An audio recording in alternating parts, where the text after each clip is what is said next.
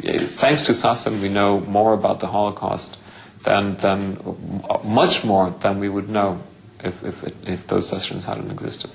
Because of this adventurous spirit he seems to have had, dreamt up this absolutely insane idea, which to any other mind, but he decided, since he knew Eichmann, that he could sit down with Eichmann and write would be the journalistic scoop of the century.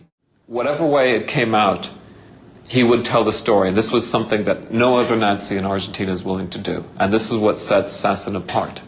And he wasn't going to tell the story because he felt the Holocaust was necessarily evil, but just because he thought it was a good story to tell. And it's amazing that Eichmann accepted to speak. I mean, Sassen must have had tremendous powers of persuasion. At that time, Sassen worked for Der Weg, which was a magazine written by Nazi expatriates in Argentina. This magazine was banned in Europe, it was banned in Germany, but it still had tremendous circulation all over Germany. They were circulating.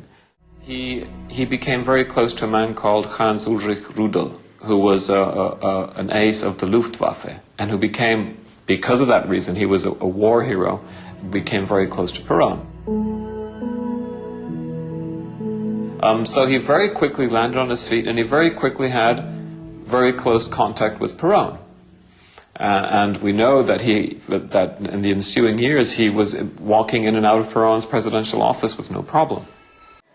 He was like a lightning rod that attracted other war criminals who were in Argentina to meet at the ABC, the ABC, which is a restaurant that still exists here in Buenos Aires.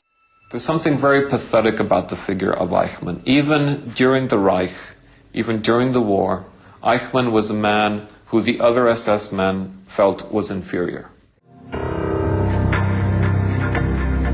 Het is 11 mei 1960, vandaag precies 45 jaar geleden. Mossad-agenten pakken Adolf Eichmann op als hij thuiskomt van zijn werk. This was the street where Eichmann was kidnapped in 1960. He was coming from work on the bus. Mossad agents were waiting for him in the dark. They knocked him to the ground, threw him into a car, and took him to Israel. There's one version of the story says that Sassen buried the tapes in his garden.